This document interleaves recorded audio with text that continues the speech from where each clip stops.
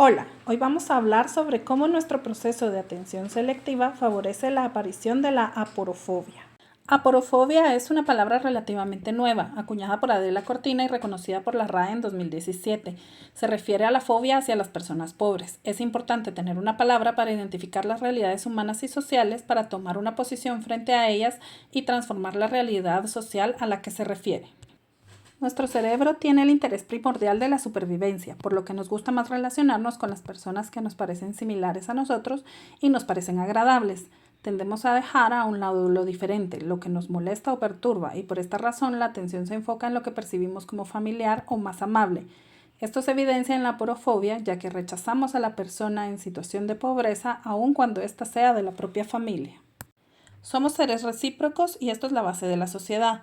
Los que aparentan no tener nada que dar a cambio, los pobres, quedan excluidos del intercambio, es decir, los que no tienen recursos para ser parte del intercambio social. La aporofobia es un problema social grave, por lo que debemos agudizar la sensibilidad para detectarla y hacer algo al respecto. La aporofobia atenta contra la dignidad humana, ya que se relega a las personas por no tener los medios suficientes. Factores de la atención que están en la base de la aporofobia. La selección de los estímulos que procesamos es una función adaptativa del ser humano y tiene un límite de procesamiento.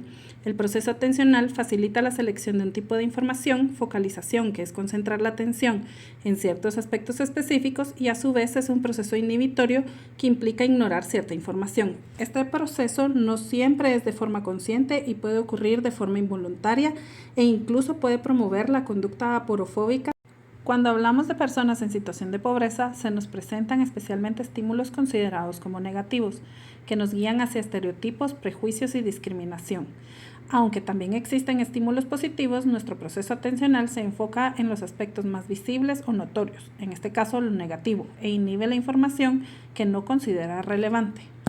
Seleccionamos la respuesta hacia la persona en situación de pobreza basados en nuestro proceso de atención selectiva. Percibimos la información, procesamos conscientemente la información y ejecutamos una acción. Es así como podemos actuar con aporofobia basados en nuestro proceso atencional sin siquiera estar conscientes de ello.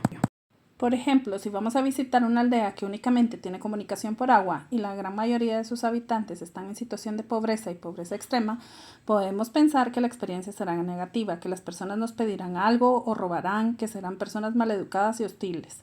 Nos focalizamos en características negativas de un conjunto de personas que ni siquiera conocemos. Al dejar a un lado los estereotipos y prejuicios, podemos ver que las personas pueden ser muy amables y no hay nada de qué temer.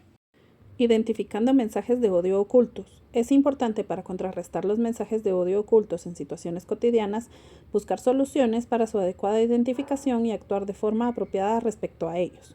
La educación, la creación de instituciones igualitarias y erradicar la pobreza son algunos ejemplos de cómo contrarrestar el efecto de estos mensajes de odio. Es importante ser consciente que todos los seres humanos tenemos algo valioso que ofrecer y así dejar la aporofobia atrás. De acuerdo a la European Anti-Poverty Network España, el odio o rechazo a la persona en situación de pobreza se manifiesta en el modo de pensar y de actuar. Los estereotipos o ideas que se asocian con los miembros de un grupo social por la única razón de pertenecer a dicho grupo nos llevan a tener prejuicios, generando una actitud en base a sentimientos, emociones y creencias. Finalmente, los prejuicios nos llevan a la discriminación, que es cuando se lleva a cabo una acción o conducta respecto a dichas personas. La aporofobia se da por distintas razones. Existe un sesgo ideológico en donde se culpabiliza a las personas pobres por ser pobres, una disonancia cognitiva, que es cuando ante una incomodidad por tener a personas en situación de pobreza cerca, se crean prejuicios para justificar la indiferencia y rechazo hacia ellos, y los prejuicios por falta de contacto, ya que por desconocimiento la visión de ellos se basa en prejuicios y estereotipos. Es importante reconocer el discurso de odio. Para esto se debe poner especial atención en el contenido y la forma del mensaje, reconocer la motivación del emisor y evaluar contra quién va dirigido el mensaje.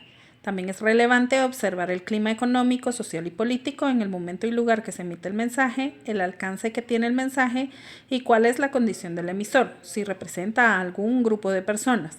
Al enfocar nuestra atención en estas características, somos más conscientes de lo que hacemos y de por qué lo hacemos. Es así como podemos evitar que el discurso de odio llegue a plasmarse en aporofobia y las acciones que esto conlleva. Según Valverde, la aporofobia se puede abordar de las siguientes formas.